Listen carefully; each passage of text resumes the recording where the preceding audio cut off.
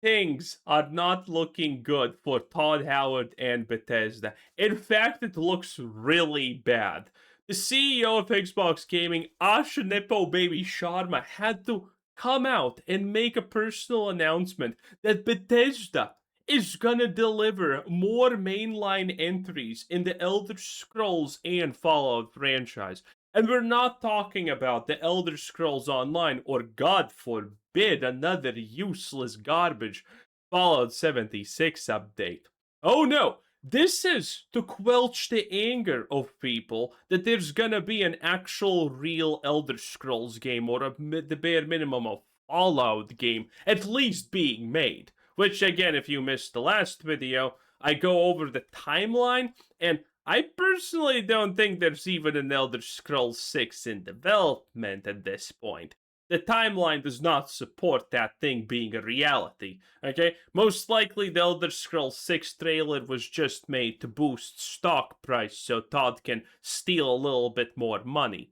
In any case, it's bad, and everyone is very angry at this point. All right, so here's the big thing everybody's talking about today. We have a tweet by Charlie Intel where he says new Fallout and Elder Scrolls titles are a priority for new Xbox CEO Asha Sharma, and he credits the information for that. So it leads back to this, where the information tweeted, Microsoft has considered spinning out Xbox or restructuring it as a subsidiary as the gaming business struggles with failing revenue and 3% margins. New Xbox CEO Asha Sharma is also pushing for more spending on Halo, Fallout, and the Elder Scrolls. And then they link to an article on their website. So if you follow the article, you can see the headline is pretty much the same, and you'd have to subscribe to read the full article. And well, that's $400 a year. Isn't that just wild? Now it's Yeah, it's a miracle someone even actually buys it by accident at this point. important to mention that it's not like Asha Sharma went to these guys and did an interview or something. They're getting this from sources that they have. But if we were to do a little speculating on what might be going I also like to make up sources from Xbox and whatnot.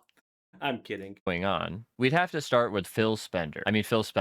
He's of course the former Xbox CEO for 12 years, and he worked at Microsoft for 38 years. You could say he was molded by the industry, or maybe even he molded the industry, but he definitely saw nothing wrong with Bethesda's release cadence. I mean, there seems to be no evidence that he wanted to speed anything up, and it just seems he didn't want to challenge Todd or Bethesda. Chris Avalon has speculated. Yeah, this is insane. Again, I have been saying this for a while. We are at the doorstep of Todd Howard getting fired, stepping back, or something like that. Because Microsoft is losing money on gaming. They clearly do not like the fact that they're losing money on gaming. They're pushing more microtransactions into Blizzard Entertainment. You know, the thing that they bought for like 72 billion or whatever. Peanuts. Don't worry about it. And you know, pretty much all of this. They're trying to spin money from literally everything and anything they can in gaming. But Bethesda, the company that costed them 8 billion, yes, 8 billion by the way. What an absolute garbage deal, needless to say. Bethesda can keep doing nothing, losing money? Like they literally paid 8 billion for Starfield. That is not a good deal. And Bethesda somehow in all of this, while literally the people who originally kind of made Xbox profitable and successful, aka Phil Spencer, get fired because they're no longer good at their job, but Todd stays? Yeah, needless to say, it's gotten to the point where people who have no real experience in business or anything are questioning this. It's that obvious that something's gonna happen. That it's in Bethesda's contract when they got bought that they would be the ones that decide what happens with their IP. Because mostly because of how the Bethesda deal went down. In my opinion, Bethesda did not have to sell to Microsoft at all. Like they would have kept going just the way they were, but they did decide to sell. But I think it's kind of funny when someone says Bethesda decided to sell to Microsoft. They're a publicly traded company. Wait, were they? Or did Todd Howard actually sell? Because publicly traded companies have absolutely no right to decide do you buy them or not. issue is when you don't have to sell and the other person wants to buy you, you can make demands. And I very much imagine part of the demands were Todd Howard said, look, we can sign with you. We'll deliver our products to Xbox. We'll make sure that we're, doing right by you, but you're not going to have any say over what happens with our properties. Like we're going to develop Fallout the way we want to develop Fallout. I don't believe that. There is no way Microsoft actually does not have some kind of clause or stipulation. It's like Sony buying Bungie, right? They gave Bungie money. They knew that they cannot deliver. They knew that they're going to get hold of the company. Microsoft would do the same. They would never buy something and literally say, okay, we're going to buy you now. But yeah, all the things that you do, we will not have no power of influence. Because that's what he's kind of saying. The things that he mentioned are pretty much the only things that Microsoft would actually care about. And Chris Avalon is saying that they would not do it. That's impossible. It should be at least impossible. Don't think something like that would last very long, or if Microsoft would even make a deal like that to begin with, but Phil basically just let them do the same old shit. And Bethesda was completely fine with that as well. Okay, so then enter the Sharminator. She's of course the new Xbox CEO, Asha Sharma, and when she got the job, a lot of people had no faith in her. She has no gaming industry experience, wasn't a longtime fan of gaming, and is essentially an outsider. Now, it turns out having no gaming industry experience might actually be a positive. Here are some quotes by Asha. She said she feels two things at once in her role as CEO: humility and urgency. Isn't that the exact opposite of Bethesda? She oversaw Microsoft Copilot. That's what she didn't make it, but she oversaw it. Okay? CEOs. Asha Sharma is a CEO not because of gaming, by the way, but because of AI. Because she was in the AI division for Microsoft. Because they're gonna do everything they can to push AI into gaming. That's why she's the CEO. This literally is not even debatable because there's only two ways that CEOs ever get picked. One is you're good at you're good at your job and you have experience in the field and blah blah blah. The other one is you need specialized knowledge. That's where Asha comes in because she did the AI stuff, which all failed by the way, which is probably the funniest part. Slow, stagnant, overprotected, and arrogant. She said she wants to evolve how we work, which is again the exact opposite of Bethesda. I mean, ex-developers have talked about how Bethesda didn't scale well at all. The bigger they got, the more bureaucratic everything became. And it turns out more people does not always mean more work done. And for that, we need to talk about Brooks' Law. This is the idea that adding manpower to a late software project makes it later, and we could just use a simple chart to show this. And the idea basically is that if you add developers to a project, everyone still has to work together. And so more people means more people have to collaborate. It just makes management a lot harder, and it just hasn't been shown to speed anything up. And we actually kind of have evidence of this when it comes to Bethesda. This is a graph that shows how many developers worked on each game. And just to simplify things, because we don't really have hard numbers on when Bethesda starts working on each project, nor do we know when or how that project ramps up in development over time. I'm just going to talk about how long it took them to release each game, not necessarily when they started making each game. And so it took them about 3 years to release Skyrim after the launch of Fallout 3. Oh yeah, this is an insane thing if you haven't seen these numbers before. You can see they had about 100, maybe a little over 100 developers at the time. For Fallout 4, they didn't really gain many developers, and it did take them a year longer. Now, as Todd has admitted in the past, Fallout 76 isn't really a main series release by them. And it is, as you said, our first new IP in over 25 years. It's our first major release in about 8 years. Yeah. So for us, we have just put so much into it. So I don't feel like it should really be on this list. They didn't really make that game, but Bethesda Austin did. And so from Fallout 4 to Starfield, it took them 8 years. And look at how many developers they gained over. The fun thing about this is actually a pretty bad shot to fully explain what's happening. For example, it doesn't matter if the Austin studio made Fallout 76, but Bethesda had full oversight over it. It's like Redfall. Redfall should be in here. Anyone remember Redfall? Yeah, that shit. It was made by, I think it was also the Austin studio. I don't remember. They got closed. Lamau. It's funny because that was another Vogue success, by the way, if you did not know. Anyway, Redfall was a disaster. And Todd Howard literally admitted in an interview, I think multiple times, by the way, this has already happened. So this is not even in the realm of this dispute, that Bethesda fully oversaw everything that happened with Redfall. They put their yes to every decision that was made for the game. They pretty much 100% without question are responsible for everything that Redfall was and is.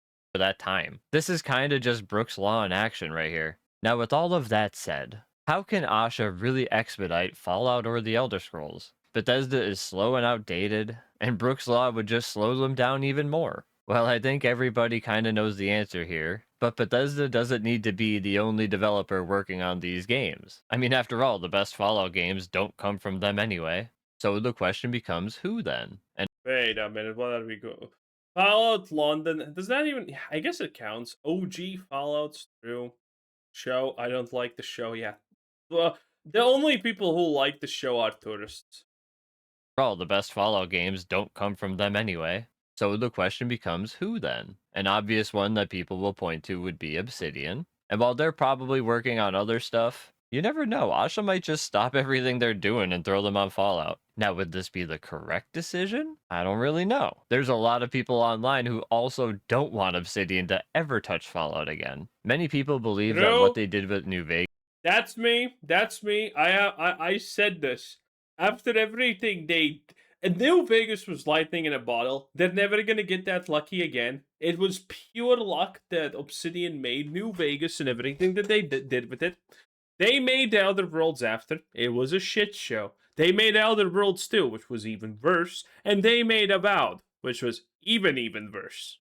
Vegas cannot be replicated with current modern Obsidian. But I mean, it doesn't have to be Obsidian. Xbox has a ton of studios to pick from that they own. And what about studios outside of Microsoft? Like, I don't know, maybe Larian? I mean, a Larian Fallout game isn't impossible. It was widely reported. Larian, I think Larian wanted to do Fallout, but at the same time, it's like, dude, Todd Howard will never allow that to happen. That they wanted to do it, and Divinity is likely coming, I mean, soon, right? All right, maybe not soon, but probably within like 2 to 3 years. I mean, if Asha gets involved in those conversations, then they could start a pre-production really any day. I know it's a long shot, and I'm just full of. I'm pretty sure that's never gonna happen because I don't think Larian does pre-production. Popium, but it's possible. It's possible. And I am curious who you think should get to make a Fallout game one day, what developer, what studio, just let me know. Now, there is a little bit more to this story. There's a whole Microsoft wanting to spin off Xbox thing, and since we can't read the article from the information, we're going to read it by Reuters. So it says Microsoft is considering options for its Xbox gaming unit, including a potential spin-off or restructuring as a wholly owned subsidiary. The information reported on Friday, citing 3 people with direct knowledge of the discussions. So that's what I mean when I say this is like an insider type of thing, not like they interviewed someone. It says the Windows maker is also weighing options such as creating a joint venture with other partners as it prepares to overhaul the unit, which could make the gaming business easier to sell, the report said. To sell. They're never selling yet. This is the same type of misunderstanding or fallacy. When you hear people talk about, oh, Twitch is not profitable, Amazon should sell it. No, that's like one of the dumbest things ever. Selling Twitch because it's unprofitable. You don't understand how that even works. I don't know who you think is going to buy Xbox. I mean, of course, for the right price, someone would buy it at like a nice discount or something. But that's a tough one. Like, who realistically has the money to do something like that? There are not many companies that can do it, and probably not many that you really want to do it either. The article True. goes on to say Xbox has struggled in recent years as Microsoft's bet on subscriptions and cloud gaming failed to offset the declining console sales and a shortage of blockbuster titles. A shortage of blockbuster titles. Yeah, that is definitely a problem. But it is one that Microsoft is apparently trying to really fix. Oh, look at that. Gears of War Trans Day. It's gonna be great. Don't worry about it. It might be looking a little bright over there. Oh, look at that! It's Clockwork Revolution. The spot the white male game doesn't can't spot it. Who knows? It says while no restructuring is imminent, all the options remain on the table. Microsoft operates professional network LinkedIn and software development platform GitHub as wholly owned subsidiaries, a model that could serve as a blueprint for the Xbox unit.